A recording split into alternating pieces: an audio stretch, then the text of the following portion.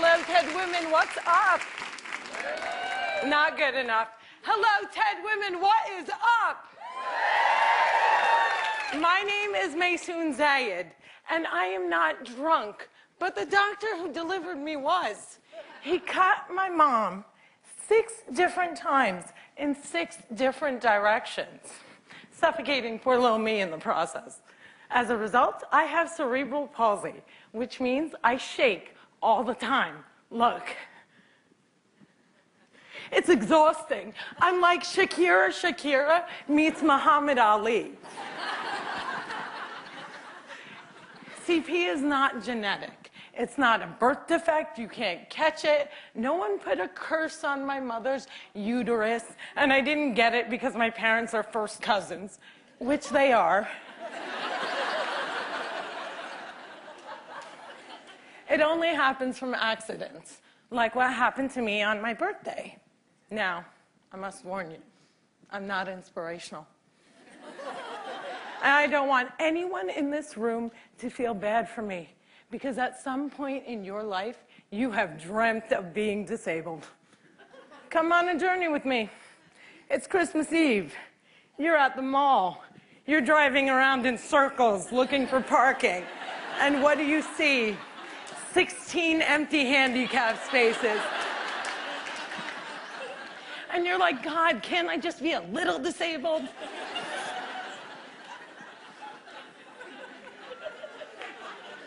Also, I gotta tell you, I got 99 problems and palsy is just one. If there was an oppression Olympics, I would win the gold medal. I'm Palestinian, Muslim, I'm female, I'm disabled, and I live in New Jersey.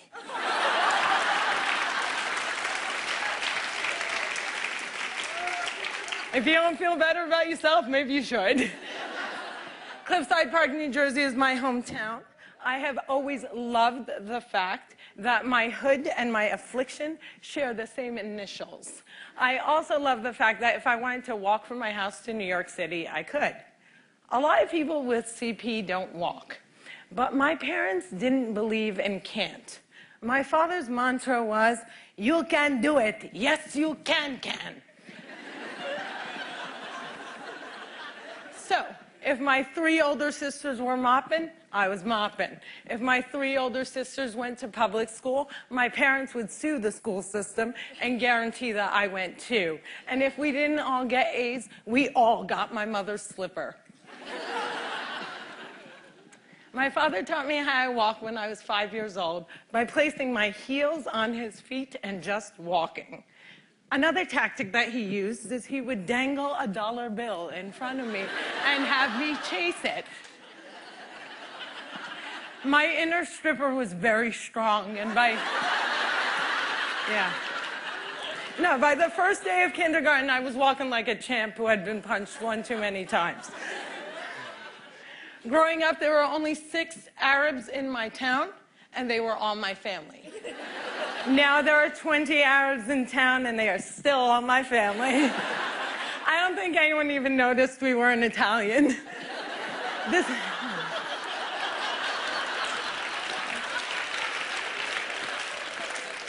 This was before 9/11 and before politicians thought it was appropriate to use "I hate Muslims" as a campaign slogan. The people that I grew up with had no problem with my faith. They did, however, seem very concerned that I would starve to death during Ramadan. I would explain to them that I have enough fat to live off of for 3 whole months, so fasting from sunrise to sunset is a piece of cake. I have tap danced on Broadway. Yeah, on Broadway. It's crazy. My parents couldn't afford physical therapy, so they sent me to dancing school. I learned how to dance in heels, which means I can walk in heels. And I'm from Jersey, and we are really concerned with being chic. So if my friends wore heels, so did I. And when my friends went and spent their summer vacations on the Jersey Shore, I did not. I spent my summers in a war zone because my parents were afraid that if we didn't go back to Palestine every single summer, we'd grow up to be Madonna.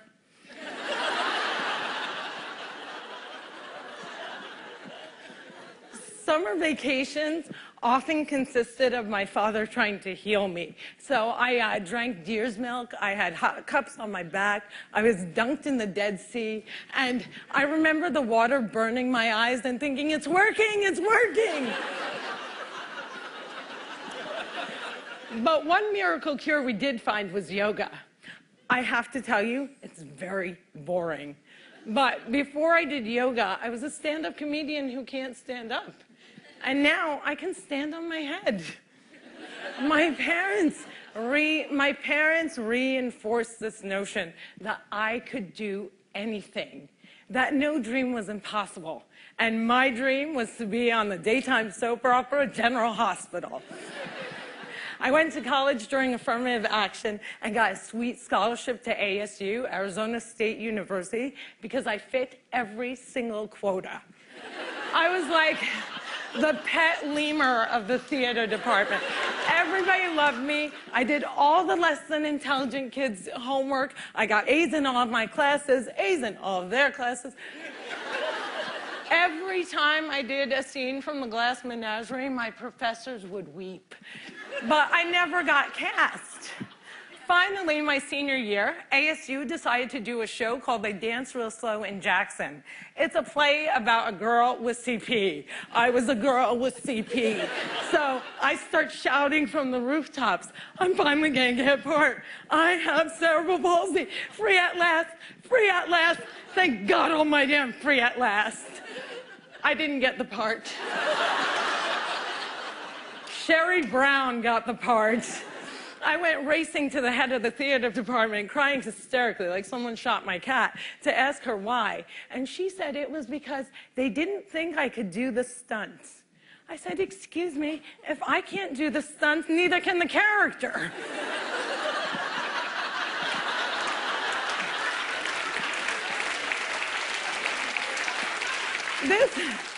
This was a part that I was literally born to play, and they gave it to a non-palsy actress. College was imitating life. Hollywood has a sordid history of casting able-bodied actors to play disabled on screen. Upon graduating, I moved back home, and my first acting gig was as an extra on a daytime soap opera. My dream was coming true. And I knew that I would be promoted from diner to wacky best friend in no time.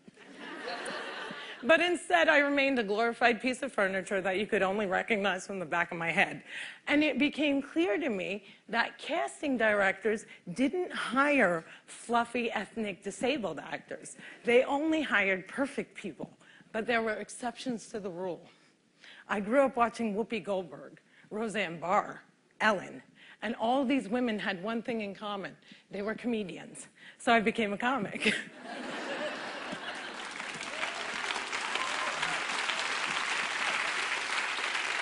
My first gig was driving famous comics from New York City to shows in New Jersey. And I'll never forget the face of the first comic I ever drove when he realized that he was speeding down the New Jersey Turnpike with a chick with CP driving him.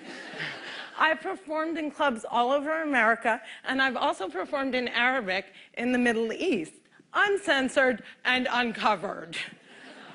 Some people say I'm the first stand-up comic in the Arab world. I never like to claim first, but I do know that they never heard that nasty little rumor that women aren't funny and they find us hysterical. In 2003, my brother from another mother and father, Dean Obidallah, and I started the New York Arab American Comedy Festival, now in its 10th year. Our goal was to change the negative image of Arab Americans in media while also reminding casting directors that South Asian and Arab are not synonymous.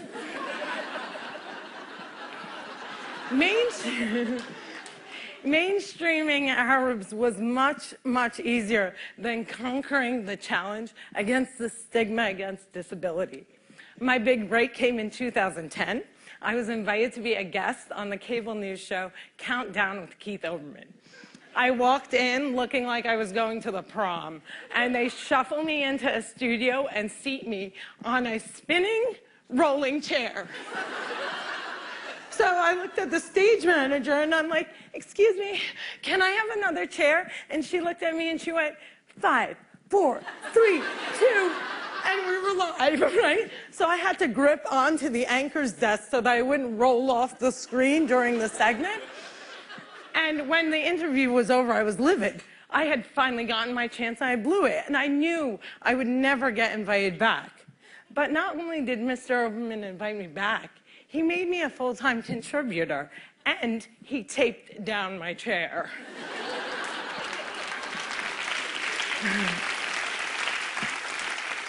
One fun fact I learned while on the air with Keith Oberman was that humans on the internet are scumbags. People say children are cruel, but I was never made fun of as a child or an adult. Suddenly, my disability on the World Wide Web is fair game. I would look at clips online and see comments like, yo, why is she tweaking? Yo, is she retarded? And my favorite, poor Gumby-mouthed terrorist, what does she suffer from? We should really pray for her. One commenter even suggested that I add my disability to my credits. Screenwriter, comedian, palsy. Disability is as visual as race. If a wheelchair user can't play Beyonce, then Beyonce can't play a wheelchair user. The disabled are the largest... Yeah, clap for them, man. Come on.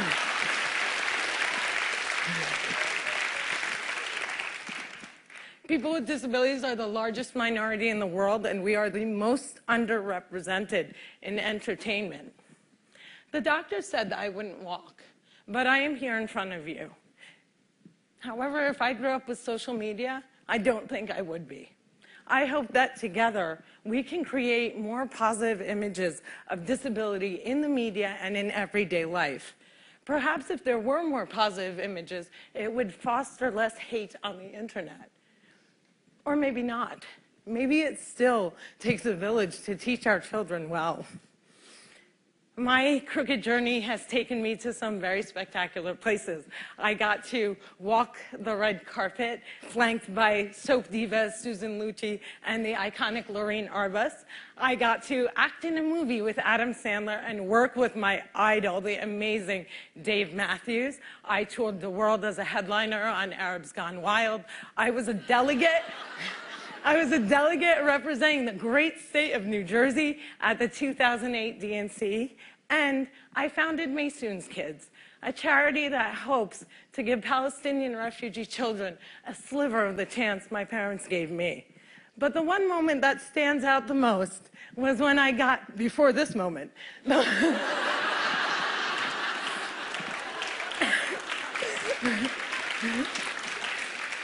but the one moment that stands out the most was when I got to perform for the man who flies like a butterfly and stings like a bee, has Parkinson's and shakes just like me, Muhammad Ali.